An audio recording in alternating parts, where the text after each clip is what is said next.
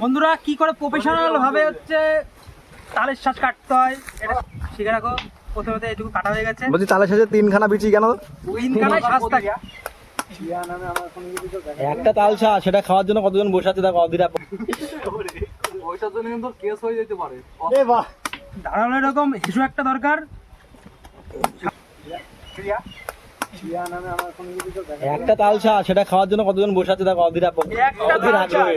এর আগে একটা কাটা হয়েছে, মানে কষ্ট করলাম কিন্তু ফলের আশা আমি করতে পারলাম না। সব কাটে তিনজনকে ভাগ করে দিলাম। এরা একটা কাটছে, এবার এ বুঝতে পারছে না কি হবে। সব প্রদীপের এই যে তালের শ্বাস কাটা হয়ে গেছে, সরে যায় কিন্তু দে কি দে একটা দেয়া গেছে না তো তিনজন আর নাই, এবার বাকি সবাই আছে, সরে যা দে খাই। সবিক আছে অবশ্যই। সৌভিক নেই। এই সবিক চলে আয়। কই ছবি? জয় শ্রীরাম। এই নাও। আমি পাবো না, না তোমার পাওয়া হয়ে গেছে। তোমার হয়ে গেছে বন্ধু তোদের হয়ে গেছে। হ্যাঁ আমি যেন হে রাজেশ পাবি না কিন্তু আমার হয়নি খালি। সুন্দর একটি মনোরম পরিবেশে সিলেট আছে। ওইদিকে আবার কি সব মিটিং ফিটিং চলছে। দুই সিআইএসএফ এর AK-47 চালাচ্ছে নাকি কি জানি না, নাকি চালানোর প্ল্যান করছে। মানে দুজনে প্ল্যান করছে AK-47 কবি চালায়ে হো। 14,000 হর্স পাওয়ারের AK-47 চালাবে বলছে।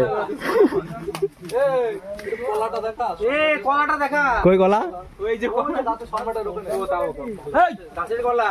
এ গাছের কলা কিন্তু। এই দেখো দুই সিআইএসএফ মিলে কি সব আলোচনা করছে কলা ফলা নিয়ে।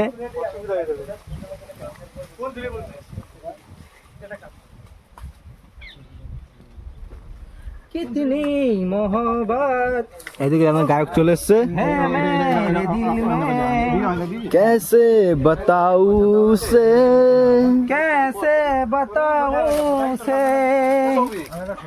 ইংলিশ दीवानों की तरह निगी में पागल